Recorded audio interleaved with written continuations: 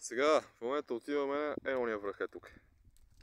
Буквално. Автофокусира заради вятъра, предполагам. Изминахме го този целия път и цялата тази красота. Сега ще покажем на къде ще минем. Да се знае кой е шеф. Така. Чук ги взел. Обаче тази шибана мъгла ще прикрие красотата. Нищо. Ние докато сме стигнали, може да се разкарва, нали? Боже работа.